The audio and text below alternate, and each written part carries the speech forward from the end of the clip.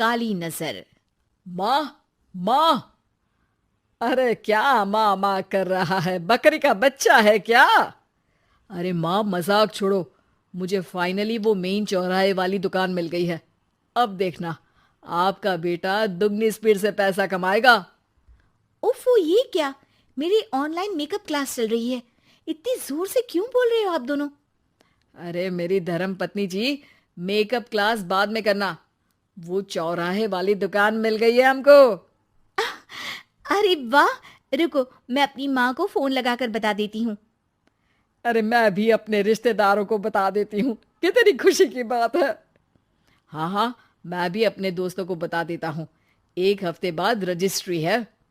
बस, घर में खुशी का मौका था। उन तीनों ने अपने अपने फोन उठाए और लोगों में बात फैलाना शुरू कर दिया। और रही सही कसर, श्वेता बहू ने अपने पड़ोस में सबको बताकर कर दी।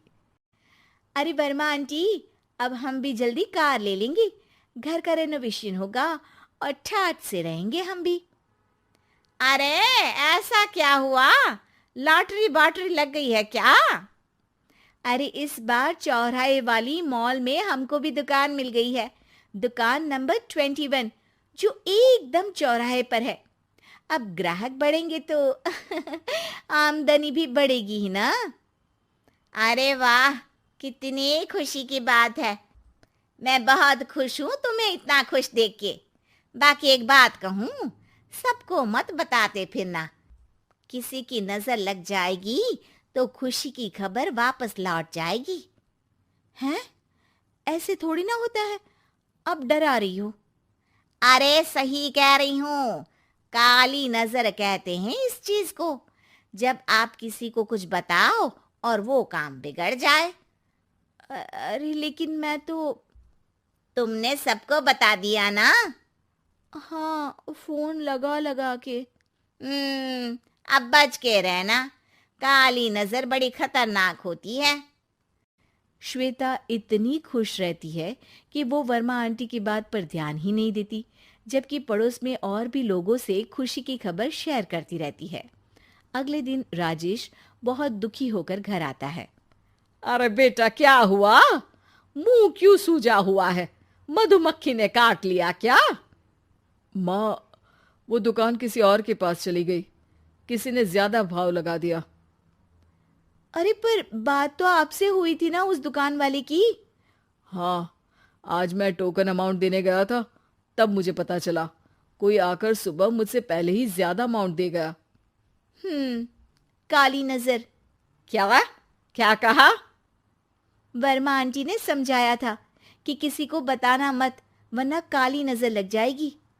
अच्छा, तुम्हें उनकी बात मान लेनी चाहिए थी। उनकी बात मान लेती, लेकिन उसके पहले ही सबको बता चुके थे ना हम तीनों। अरे अगली बार से ध्यान रखेंगे। कोई भी नई चीज होगी तो किसी को नहीं बताएंगे।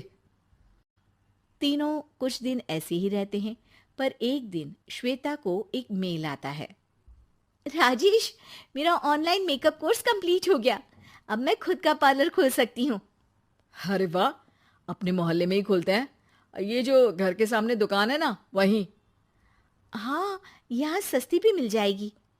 अगले दिन श्वेता वर्मा आंटी के पास जाती है, मिठाई का डब्बा लेकर। अरे आओ आओ, कैसे आना हुआ? जोर से नहीं बोलूंगी। वो सामने वाली दुकान है ना, वहां मैं अपनी पार्लर की दुकान खोलने वाली हूँ। उसकी मिठाई है। अरे वाह, बहुत बधाई हो तुमको। हाँ, मैं कमाने लगूंगी तो राजेश पर पूरे घर का बोझ नहीं रहेगा ना आंटी जी। ये तो है। पर ये बता कि तूने ये बात किसी और को तो नहीं बताई ना? अरे नहीं नहीं, पिछली बार गलती कर दी थी। काली नजर लगी किसी की और राजेश के हाथ से वो दुकान चली गई थी। सबको मत बताना। चलो मैं चलती हूँ, कल दुकान की बात करने भी तो जाना है। अगले दिन श्वेता दुकान के लिए मालिक से बात करने जाती है। अरे लेकिन दुकान तो हम कल रात को ही किसी को दे चुके हैं। कल ही? हाँ, कल ही। 2 दिन बाद कोई यहाँ पार्लर भी खोल लेगा। अब कहीं और दुकान देख लीजिए। अरे पर हमको भी तो पार्लर ही खोलना था। हाँ भाई, एक ही दुकान है, आधी आधी तो नहीं दे सकता ना मैं। राजेश और श्वेता घर पर हताश होकर आ जाते हैं।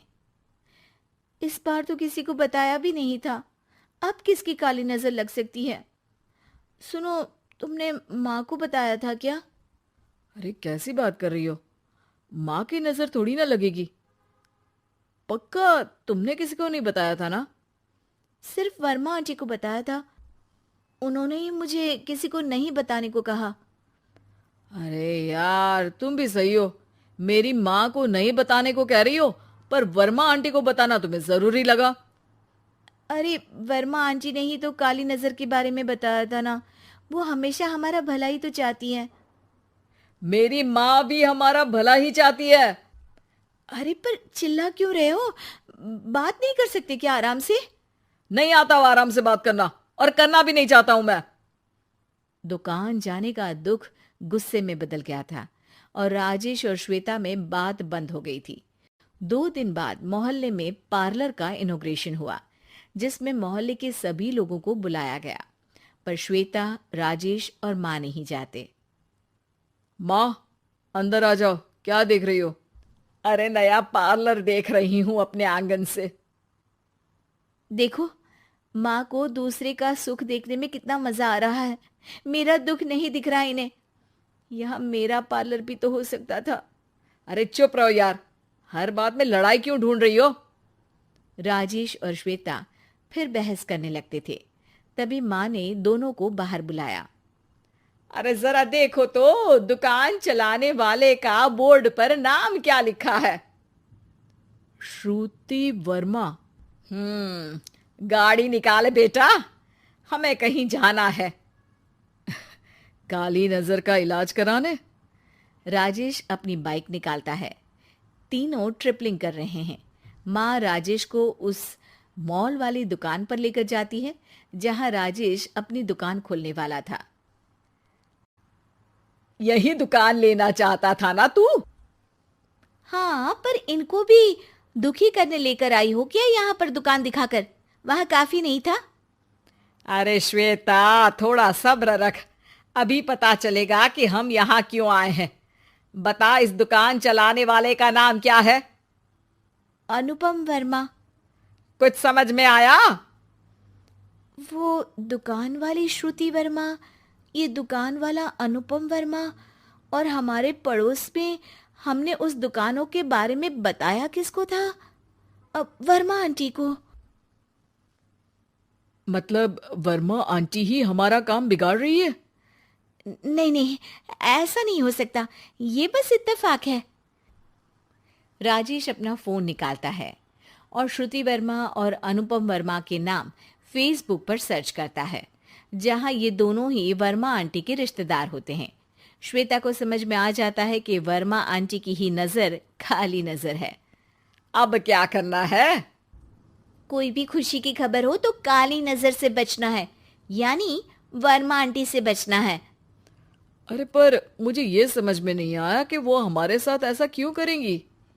अरे बेटा, एक सीख है, दूर के आदमी को आपकी तरक्की से कम परेशानी होगी, पड़ोसी को ज्यादा। दोनों माँ की बात में हामी भरते हैं और अगला काम चुपचाप करने की कसम खाते हैं, ताकि आगे से वर्मा आंटी कोई काम ना बिगाड़ सके।